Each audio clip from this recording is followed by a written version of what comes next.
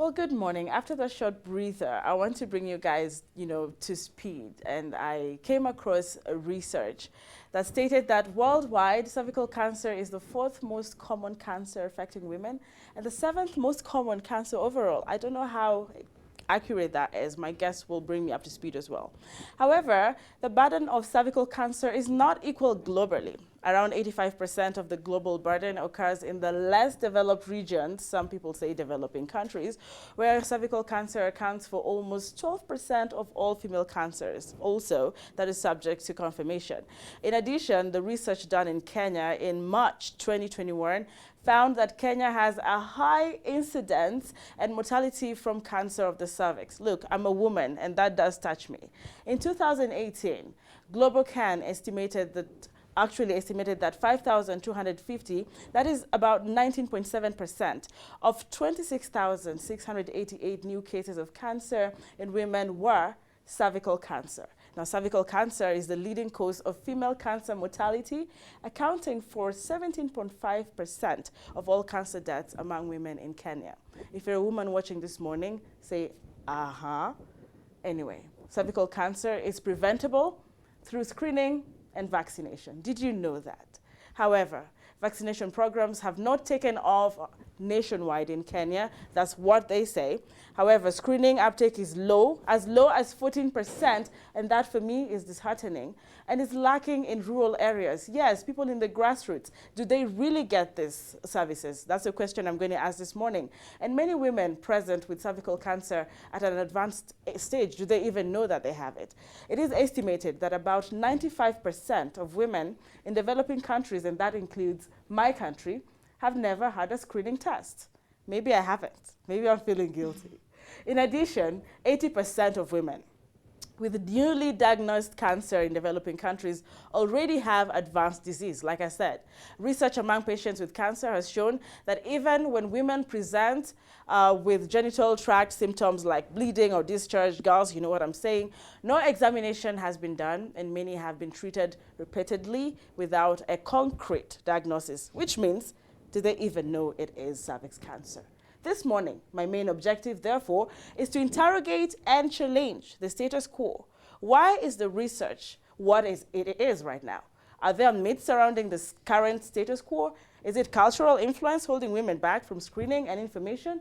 How can we be a force of change? Me, you, men and women alike. What are the first signs and symptoms, honestly, to look out for? Do I know? No, I need to know that from my guest this morning. Where do you get the medical attention? Do you know? How often should you go for screening and why? Do you know? Is it treatable? Do you know? All right, is it affordable? You know, Kenyans are, sina pesa, wakati ni mbaya. Corona ime, but is that an excuse? Are there any organizations or support groups for women living with this cancer? How can other women join in and support each other? Well, I need all women to join this conversation on our official page on Facebook right now at KUTV Kenya, and share with us. Are you a cervical cancer survivor? Talk to us. My amazing, beautiful guests are here. They're open and they're ready to talk to you. They're smiling, and that conversation that I've had with you now comes to the table this morning. Ladies, how are you? I'm great. Doing good. I am so excited. I wanted to have you guys last week, remember? Yes. So then we pushed it over to this week. And I know that the entire home, because there's a family TV, are waiting to hear what the woman is going through in this country. So real quick, I'm just going to give you an opportunity to introduce yourselves properly to the viewers so they can meet you on a personal level. I'll start with Elizabeth. Karibu. Good morning, and thank you for having us, Doris. And my name is Elizabeth Watiri.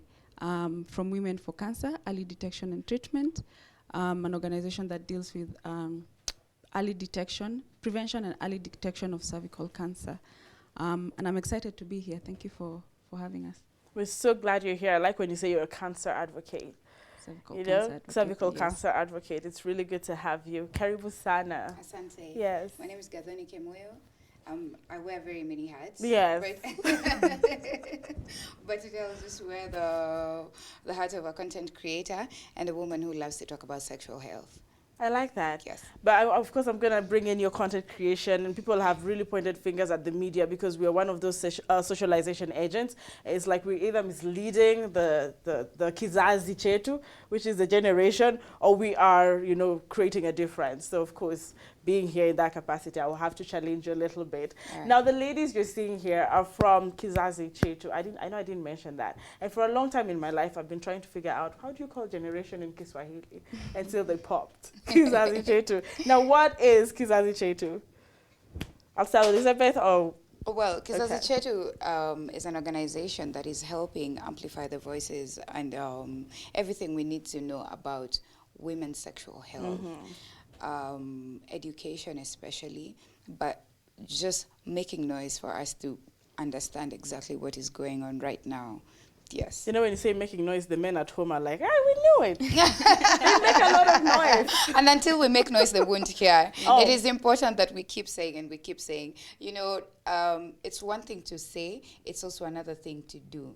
And until last week, I didn't know that you could even immunize boys for this. I didn't know that you can immunize, if you immunize girls as young as 10, then you don't have to ever worry about cervical cancer.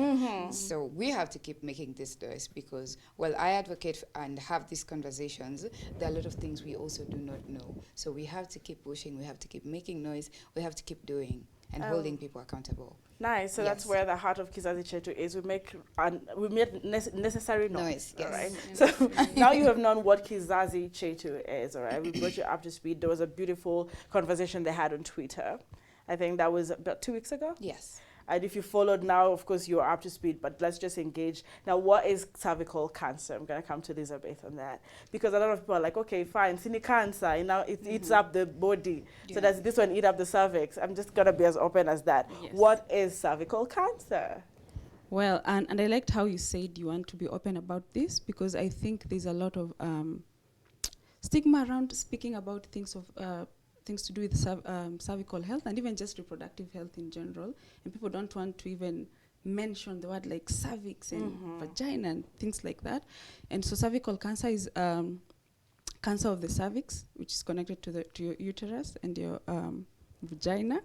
I'm going to say it openly as you say it. Yes. And it's caused, most cases of cervical cancer are caused by the HPV vaccine. By HPV virus, sorry. Yeah. HPV, because I'm thinking about the vaccine as a prevention method. They're caused by HPV virus, and there are so many strains of the HPV virus, but the two main ones that cause cervical cancer. And a lot of people, like as I said before, there's there's a lot of stigma around speaking about cervical health, and as Gathoni said, we should, more awareness. We should make noise and create that more awareness, so that women are encouraged. So there's demand generation to go for these services in health facilities. Yeah. To get screened for cervical cancer. And that's very, very important. So when she's talking about just the definition of cervical cancer, she still put emphasis on going out for screening. She's really talking about lack of awareness out there. So I'm just going to ask Gathoni here, why does cervical health matter? Because people are like, we're all sick, fine. We have better things to talk about, COVID-19. Why is it? Why does it matter? First of all, for the wellness of women, your cervix matters very much. It's sad that it has to get to a point where you're in pain, because a lot of cancers don't hurt until when they get to a stage where they are not treatable. So it is very important, and that's the downside, that it doesn't hurt. So you just go around your day, and unless you're not engaging in any sexual activity, or you've never engaged in any sexual activity, then you're safe.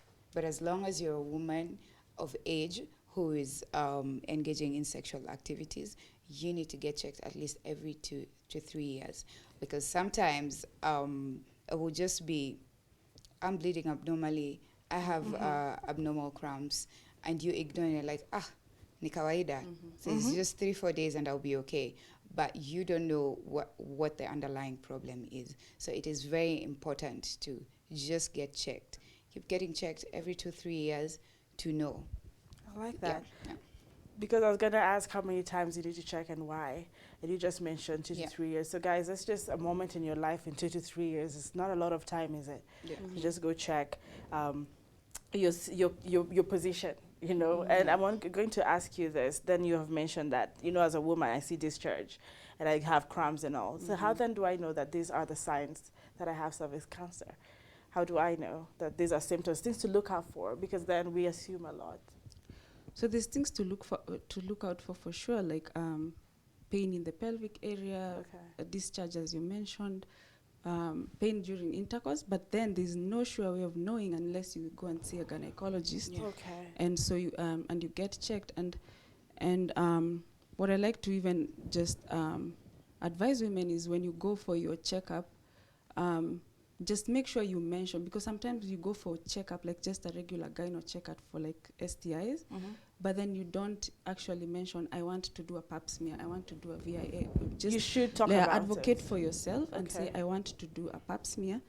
I want to do HPV. There's 3 mode of testing. There's HPV DNA, there's pap smear, and there's VIA visual inspection with acetic acid.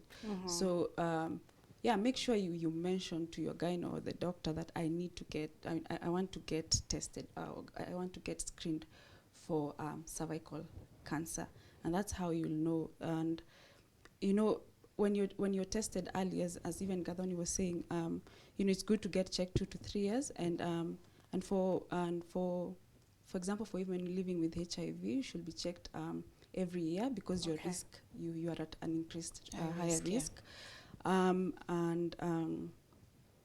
So you should get checked regularly. And if you're checked, and if you do this pap smear or VIA, and you can be detected early if you have precancerous lesions in your cervix, and the procedure and the treatment procedure is so simple. It takes 10 minutes. The cells are either frozen or exposed to heat. Did you say 10 minutes? About 10 minutes.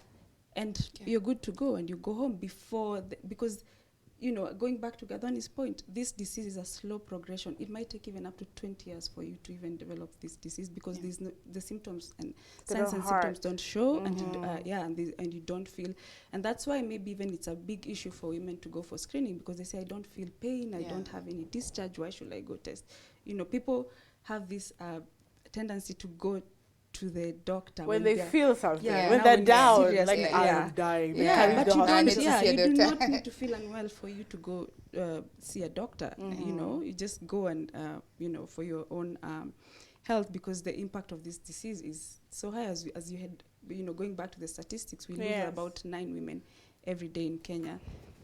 If you're making the slightly above 3,000 women per year, if you bring that to each day, it's about 9 women who die every day in Kenya.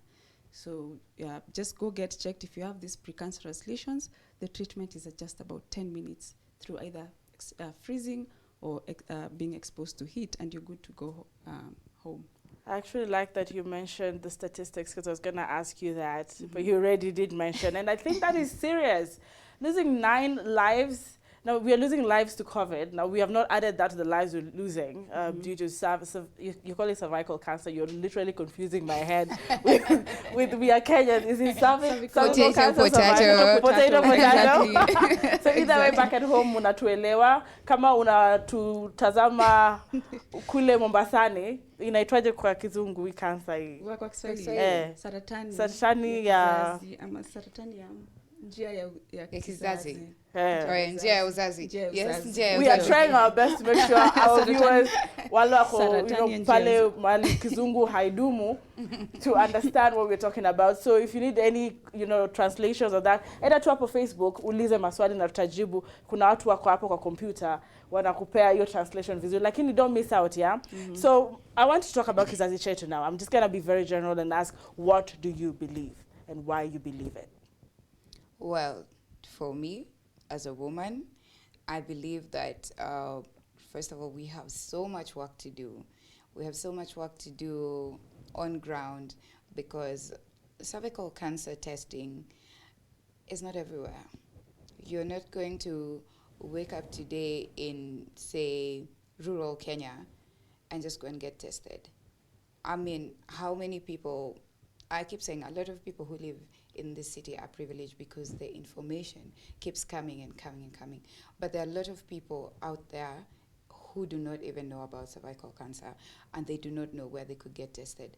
They do not know what the symptoms look like. They do not know that they can even get their young daughters who are as young as 10 vaccinated. They do not know that this is a conversation that needs to be had with boys as well, because one of the things that came up when the vaccinating of girls started happening, the first thing that happened was that suddenly there was all the propaganda and people speaking from not knowing exactly what the vaccine is, and the vaccine could make you infertile. But it's not true. Please tell us more of these myths. There's so many things that people say that slow the process down. Yes. I mean, even the COVID vaccine, there's just things going around. Oh, it's a DNA. Yeah. It's very important, from where I sit, it's very important to have conversations, to educate the masses, and to hold the government accountable so that we have clinics. I want you to be able to go to your health center next door and be able to be screened and be able to get treatment and be able to get the vaccine. Like, if we can be able to do that for every county, then we're doing something. I like that. Yeah. What do you believe, Elizabeth? I like the Kizazi Chetu movement, Yes. and the way, they say that this is the generation that will end cervical cancer. And I would just like to call upon, everyone working in the reproductive health space, whether it's the civil society, medical society, community organizations, create this awareness.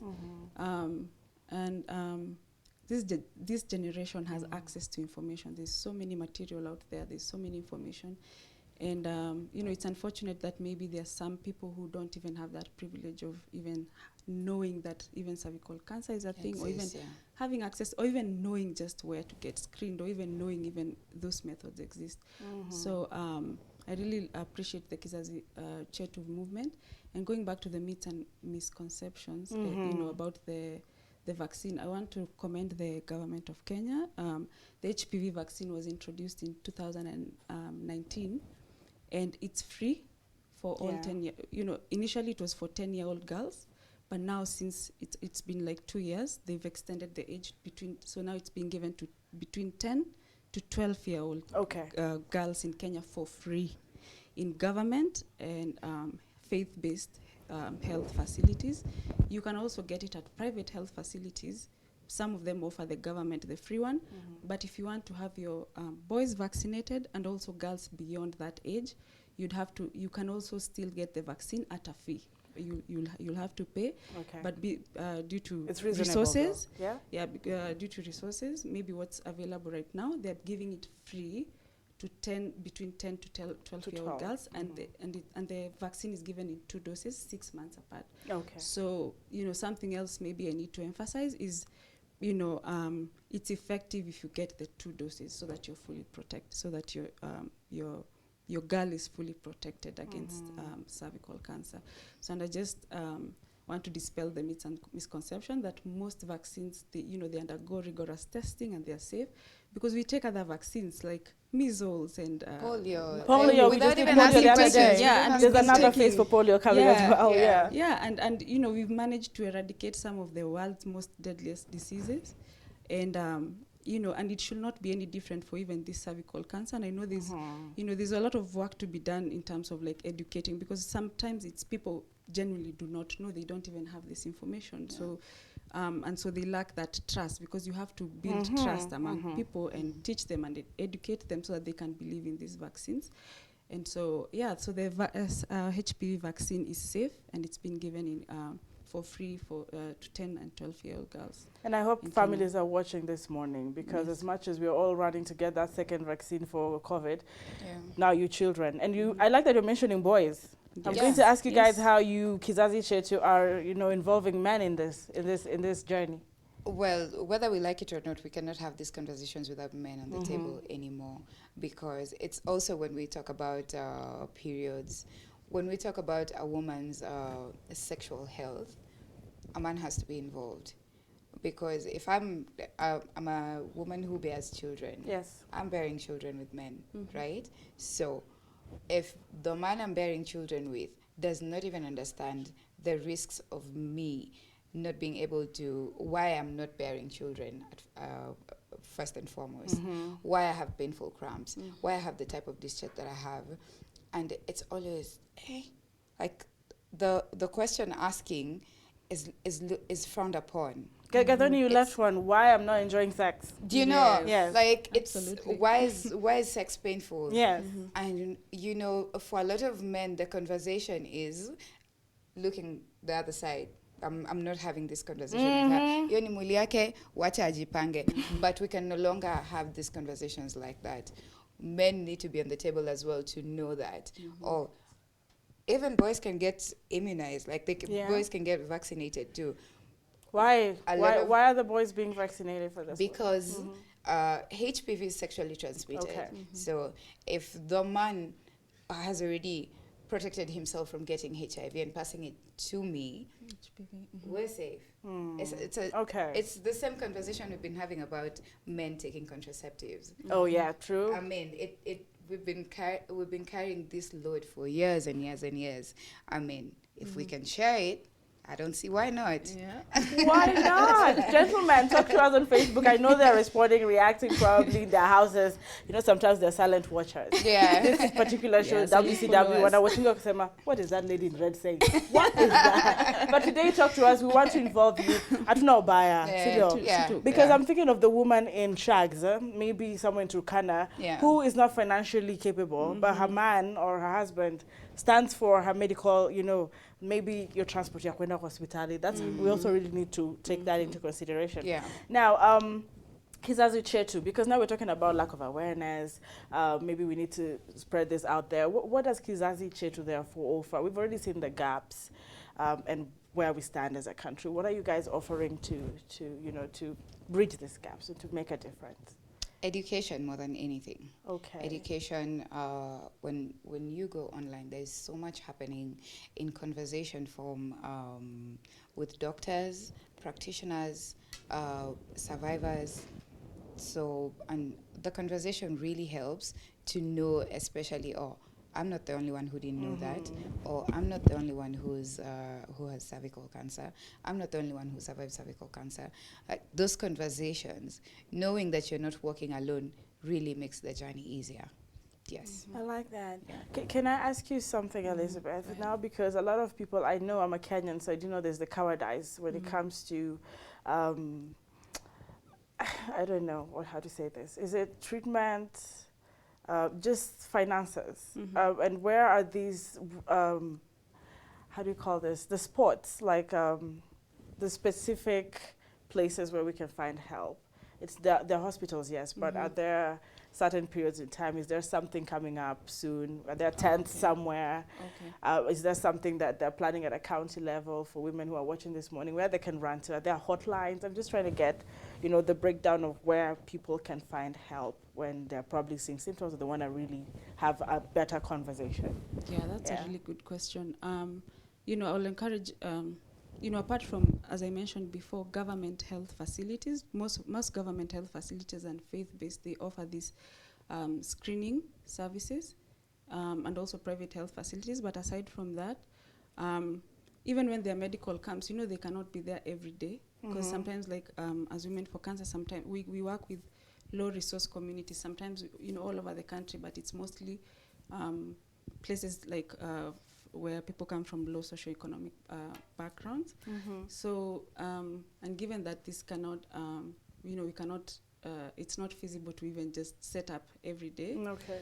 I will just encourage people to maybe go to websites such, or maybe even social media, follow organizations such as Kenya Network of Cancer Organizations, the National Cancer Control Program, National Cancer Institute. Some of these organizations, they post this information on their social media platforms.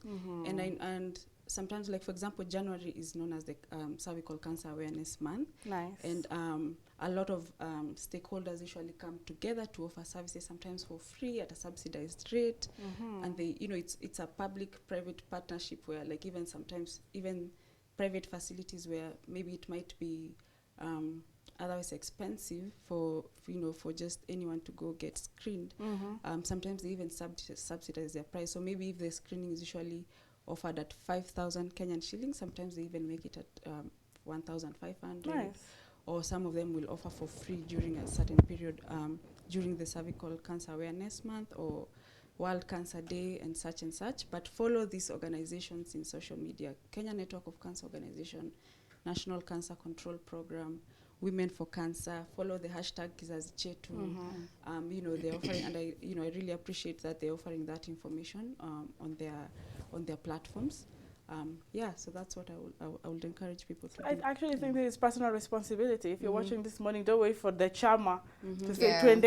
Yes. I think it's just a matter of, I think I need to check. I think I probably encourage the other person, but you can't wait for them to schedule together. You have to hold yourself accountable. Plus, take advantage of the January. Yeah. But I'm not saying wait until January. Yeah, don't wait until January. That's really true. Now, I'm listening to you guys, and I think I'm really glad that this thing is treatable. Like any other cancer, it is treatable. Yes. When you detect it early, so we need to do that. Yeah. But then the question is it preventable? Apart from the screening, biologically, this is who we are. Eat right? Are there foods we're supposed to eat? Is there a way we're supposed to handle ourselves anyway? Hygiene? I don't know. Something different. I honestly don't think so, because you're not the carrier of the HPV. Someone brings it to you. Oh. Yes. It's a virus. So you really just have to get tested. Screened and tested. Screened and tested. Yeah. Get the vaccine.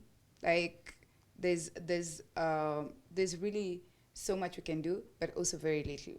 Yes. But there's so much we can do is important and has to be done. Has to be done. Yes. I like that. Someone brings it to me. Yes. Yeah. It's a virus. It's a virus. Yeah. It's a virus, and someone brings it to me. And studies actually show that most people will get the HPV virus at a point in their lifetime. Almost. Yeah. So many people. Yeah. It's only that specific strains are the ones which cause the cervical cancer. And for example, even men might have the HPV virus, but they don't have a cervix, so they will not get the cervical Did you cancer. hear that? They don't have the cervix, so they will so they not won't get the get cancer, it. yeah, but maybe they have they the might, HPV. maybe the HPV virus will affect them in another Other way. Yeah. but not cervical cancer. So Either way, take your partner the with you. sure way to know is getting screened regularly. Screening is also a method of prevention, because now you get screened regularly and you know. And also, if you detect it early, you can be able to it can be treated. And even if it's caught in the advanced stages, you'll just go through the regular cancer treatment, chemotherapy and radiotherapy, and you can still recover. Because I think one of the myths also, that we also have to mention is that people think cancer is a death sentence. There we go.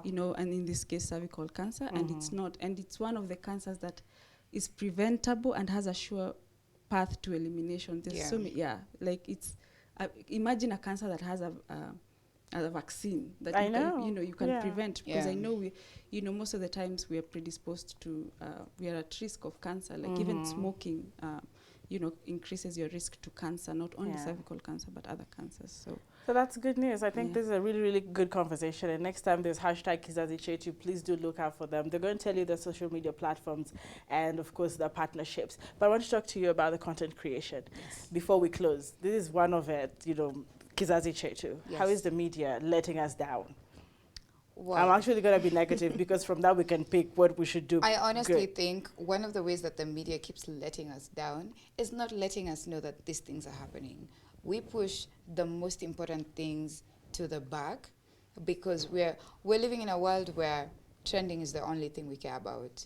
So, this is a story, a political story. We'll feed you the same political story every day because that's what everyone is talking about.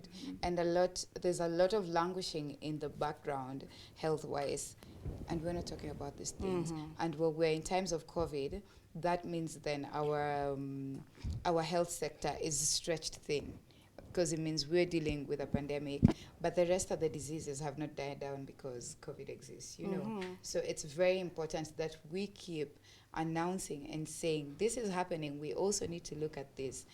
And I think we just need to be better content creators, responsible journalism. Not just trending. Yes. Because I wanted to talk about people now bringing in the influencers into the conversation. Yes. You know, that's something you guys are also doing because influencers do have influence. Yes. How is that working for you? How is the reception though? I mean, it's going great. I've been influencing for 11 years now, so